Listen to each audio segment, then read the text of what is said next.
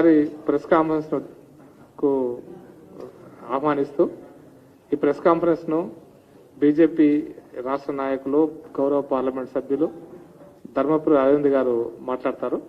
వారితో పాటు కోరెడ్డి కిషోర్ గారు బీజేపీ రాష్ట్ర అధికార ప్రతినిధి, మధుకర్ గారు బీజేపీ భాగ్యనగర్ జిల్లా ఉపాధ్యక్షులు, వీరారెడ్డి గారు గతంలో నల్గొండ జిల్లా బీజేపీ జనరల్ సెక్రటరీగా పనిచేశారు. శ్రీ ధర్మపురి అరవింద్ గారిని మాట్లాడుతున్నారు. కోరుతున్నాను. మీడియా మిత్రులకి నమస్కారం.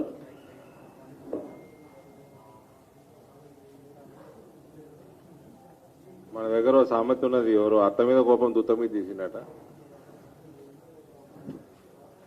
జర సైలెంట్గా ఉండమ్మా. సెట్ చేసుకున్నారా? ఓకేనా? గుడ్. సో మీడియా మిత్రులందరికీ నమస్కారం. రాష్ట్రంలో మోస్ట్ ఇంపార్టెంట్ డెవలప్మెంట్స్ దేశంలో కానీ రాష్ట్రంలో కానీ అవినీతిలో ఈ లిక్కర్ స్కామ్లో కేసీఆర్ కి సంబంధించిన బ్రదర్ అక్కడ వెనకాల రిపోర్టింగ్ బంద్ చేస్తారా? కొంచెం డిస్టర్బెన్స్ అవుతుంది ఇక్కడ.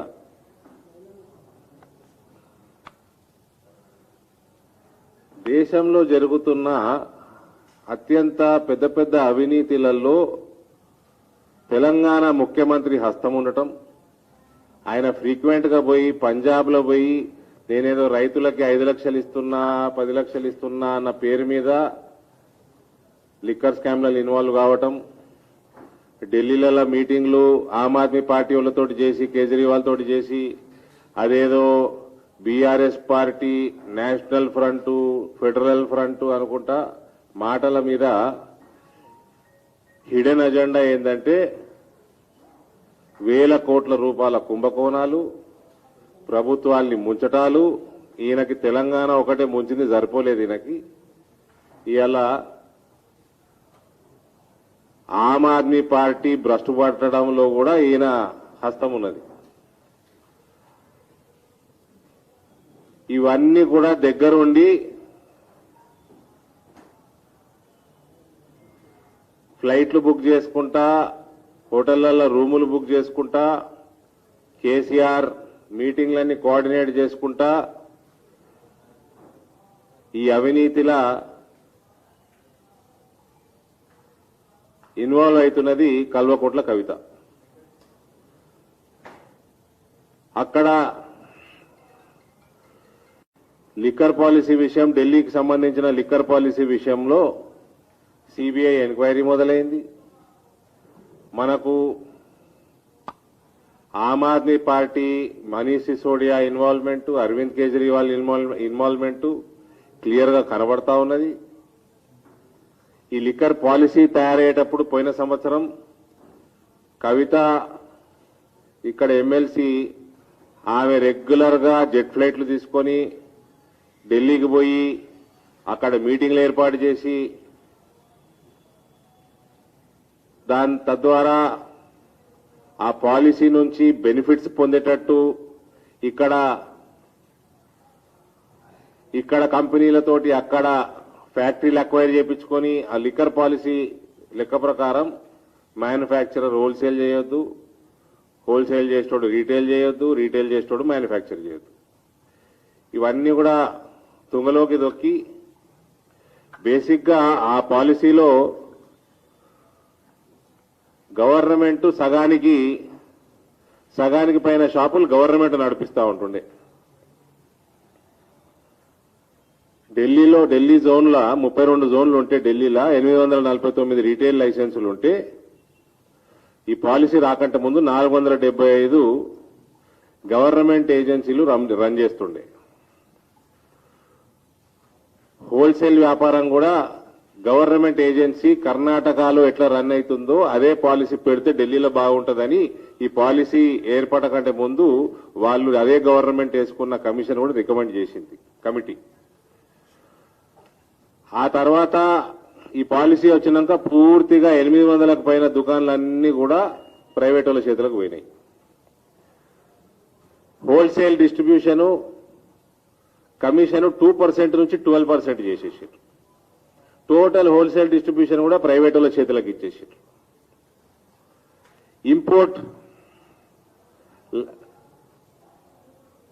ఇంపోర్ట్ పాస్ ఫీ ఒక కేసు మీద 50 రూపాయలు ఉంటుండే, అది మాఫీ చేసిండ్రు. దానివల్ల వేల కోట్ల రూపాయలు నష్టమైంది ప్రభుత్వానికి.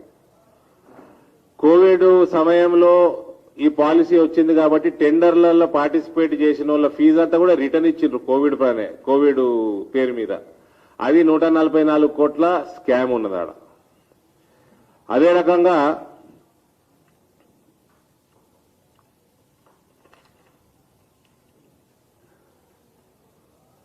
ఎక్సైజ్ డ్యూటీ తగ్గించేసి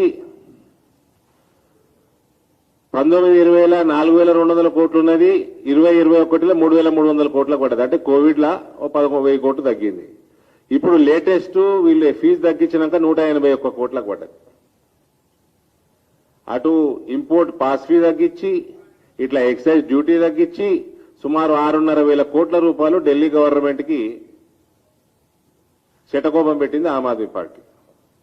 ఈ పాలసీ రూపకల్పనలో కల్వకుంట్ల కవిత గారు పెద్ద ఎత్తున ఇన్వాల్వ్మెంటు, డ్రాఫ్టింగ్ లో ఇన్వాల్వ్మెంటు, ఒక లాబీ పెద్ద పెద్ద లిక్కర్ మాఫియాలతోటి చేతులు కలిపి ఈ మొత్తం ప్రక్రియలో పాలుపంచుకొని తెలంగాణని ఎట్లా దోసక తిన్నారు, ఇలా దేశం మీద పడి దోసక తిందామన్న తండ్రి బిడ్డల ఈ ప్రణాళిక ఇవాళ వీళ్ళని జెండకెక్కించింది. ఇక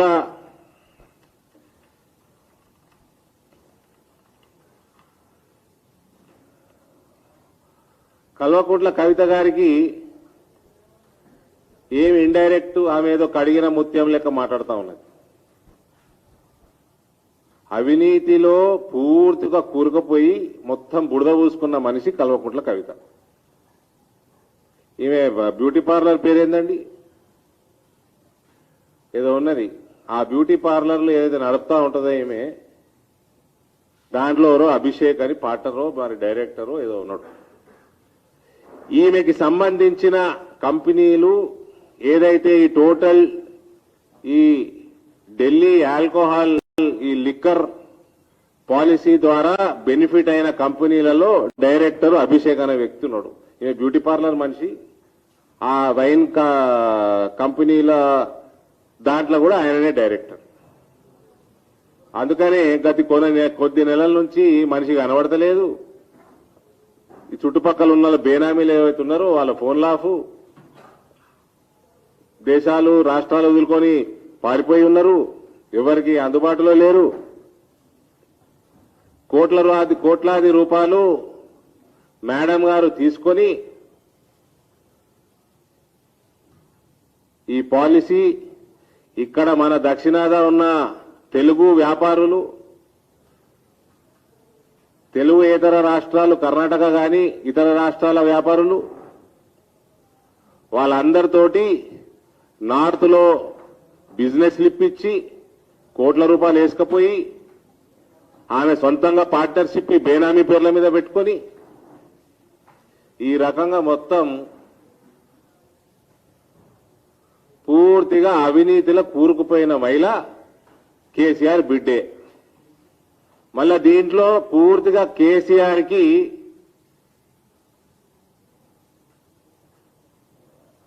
పూర్తి హస్తం ఉన్నది.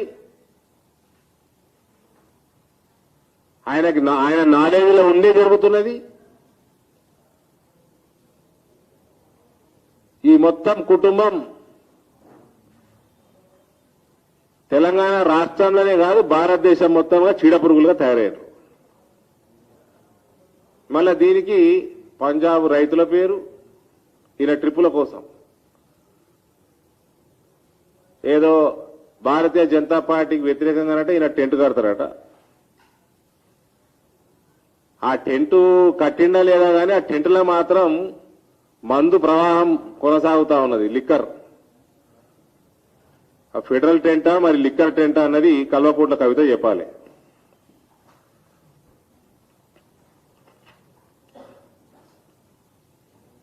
ఇక ఇవన్నీ అవుతుంటే మీడియా మిత్రులు నేను అడుగుతున్నా, కేటీఆర్ ఏమన్నా మాట్లాడుతున్నాడా? ఏమన్నా స్టేట్మెంట్ గిట్మెంట్ ఏమైనా ఇచ్చిండా వాళ్ళ చెల్లెలను ఆదుకుంటానికి? సరే ఆ మిస్సా సంగతి సరే, ఏను పోతావు కుక్కలు మస్తు మరుగుతాయి, కానీ అలా చెల్లె విషయం ఏం మాట్లాడతలేడు. ఎందుకు? ఆడ ఫీనిక్స్ మీద దాడులు అవుతున్నాయి, ఆయన బండారం ఆడ వెళ్తుంది, ఆడ బయటపడుతుంది ఎనీ మినిట్. అయ్యా కొడుకు బిడ్డే అందరు కూడా పరిస్థితి గిదే ఉన్నది, బిక్కు బిక్కుమని బతుకుతా ఉన్నది అలా. కాబట్టి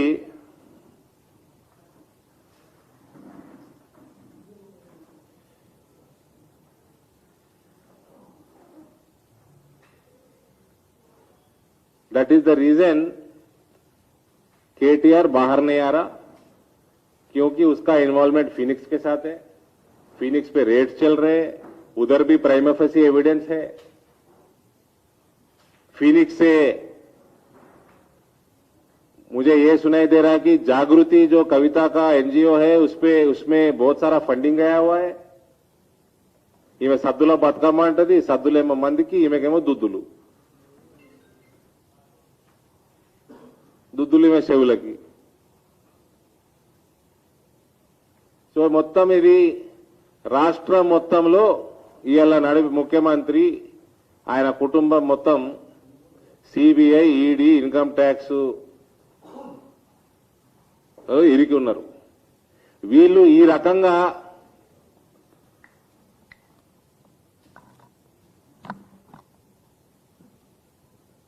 ఫ్రస్ట్రేషన్లోకి వచ్చి ఆ ఫ్రస్ట్రేషన్ బండి సంజయ్ గారి మీద, భారతీయ జనతా పార్టీ మీద, ఆయన పాదయాత్ర ఆపమని ఆయనని హౌస్ అరెస్టులు చేసి డీటైన్ చేసినట్టున్నారు. ఆయన పాదయాత్ర ఆపేయాలంట. ఇదే రాచరికమా? ఇదేమైనా డెమోక్రసీయా?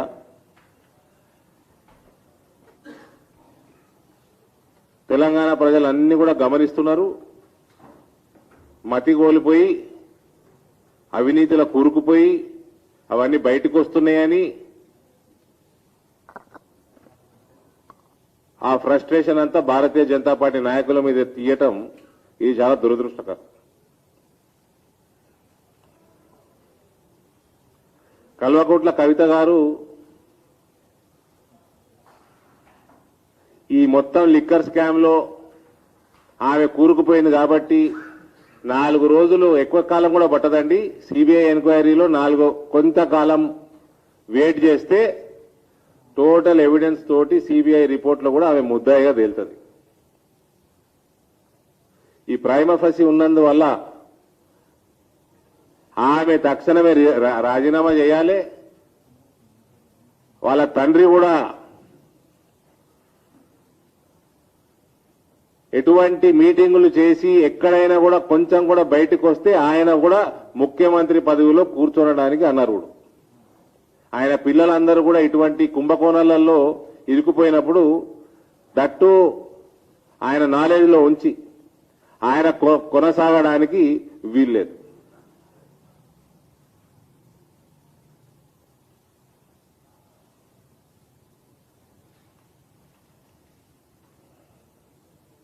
ఇవేమీ అలిగేషన్స్ కాదు. ఈ అభిషేక్ కి, కల్వకుంట్ల కవితకి ఎటువంటి లింకు లేదని ఆమెనే క్లారిఫికేషన్ ఇచ్చుకోవాలి. ఆమె జెట్ ఫ్లైట్లు ఎందుకు బుక్ చేసింది, ప్రైవేట్ జెట్లు ఏంటి కోసం ఓబరాయ్ హోటల్ పోయింది, కంటిన్యూస్ అక్కడనే ఎందుకున్నది, అనేక మీటింగ్లు ఎందుకు చేసింది, అనేక సార్లు ప్రైవేట్ జెట్లో పోవాల్సిన అవసరం ఏమొచ్చింది, ఏమైనా తీసుకుపోయిందా, సంచులు తీసుకుపోయిందా, వీటన్నిటి మీద క్లారిఫికేషన్ ఇవ్వాల్సిన అవసరం ఉన్నది. నాకేం సంబంధం లేదని పారిపోతే నడవదు. ప్రెస్ మిత్రులు అడిగిన ప్రశ్నలకు జవాబులు కూడా ఇవ్వాలి. ఏ ప్రైవేట్ కంపెనీ నడపలేరు, ఇదేం బ్యూటీ పార్లర్ ప్రెస్ మీట్ కూడా కాదు. 1000 కోట్లు, 100 కోట్లు, 1000 కోట్ల రూపాయలకు సంబంధించిన దేశ సొమ్ము, ప్రజల సొమ్ము దీంట్లో ఇన్వాల్వ్ అయి ఉన్నది. బ్యూటీ పార్లర్ ప్రెస్ మీట్ కాదు కదండి. మీడియా సమావేశం ఏర్పాటు చేసి మీడియా మిత్రులందరూ వచ్చినప్పుడు వాళ్ళు అడిగిన ప్రశ్నలకు చెప్పకుండా పారిపోతుంది. నిజామాబాద్లో కూడా ఇదే పని మీకు. నిజామాబాద్ మీడియా మిత్రులు కూడా ప్రశ్నలు అడగగానే లేచి వెళ్ళిపోతుంది. మరి గమ్ముని ఇంట్లో కూర్చొని వీడియో తీస్తే అయిపోయాయి కదా. ఓ వీడియో తీసి ఆమె ఫేస్బుక్లోనో ఎలానో మిడక పెడితే అయిపోతుంది. మీడియా సమావేశం పిలుచుడు ఎందుకు? మీడియాతోటి చర్చించకపోతే. Thank you.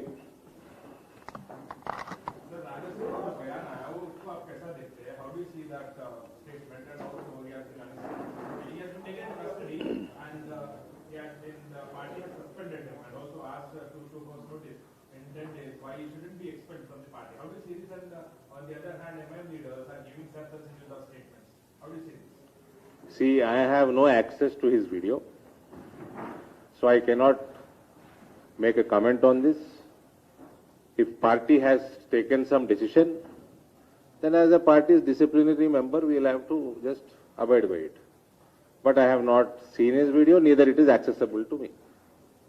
लेकिन हैदराबाद के सांसद आपके अच्छे मित्र जो हैं उन्होंने ये बोला है कि बीजेपी जो है सोसाइटी के फैमिली को बिगाड़ना चाह रही है, दंगे कराना चाह रही है, इस तरह की नाटक करके, और इसके प्रूव हो गया है कि नुपुर शर्मा के बाद उन्होंने ऐसा बोला तो बीजेपी का ऑफिशियल स्टैंड है इस तरह से करने का।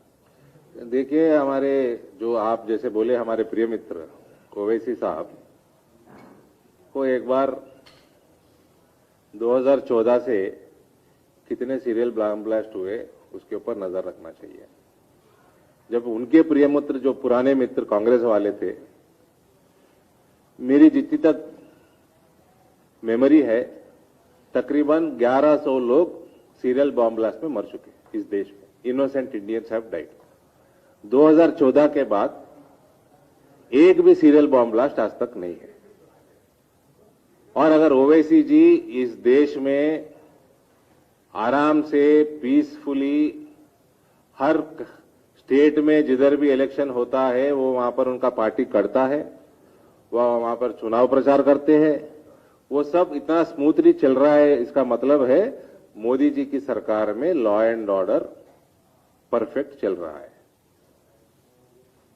उनका तो यही आरोप है कि यहाँ लॉ एंड ऑर्डर आप लोग बिगाड़ना चाह रहे हैं, आप लोग जल रहे हैं तेलंगाना। अरे भाई, हम यहाँ पे सरकार में नहीं है, उनके मित्र है सरकार में, और सरकार वो खुद चला रहा है, ओवैसी खुद चला रहा है यहाँ का सरकार। और यहाँ का लॉ एंड ऑर्डर तो ऑलरेडी बिगड़ चुका है। आप लोग के चैनलों में देखा मैं, ऑलमोस्ट 1 डजन रेप इंसिडेंट्स थे अप्रैल महीने से, ये साल में ही माइनर इंसिडेंट्स थे।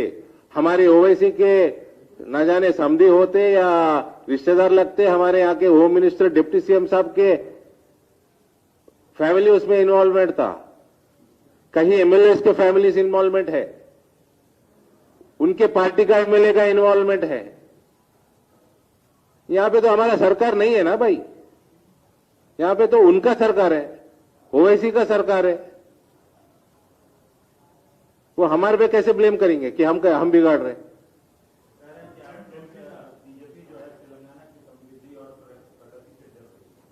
वो ये स्टेट की जनता तय करेगी, ओवैसी होता कौन बोलने वाला। और एमपी साहब की on Nupur Sharma action was initiated, on Raja Singh action was initiated.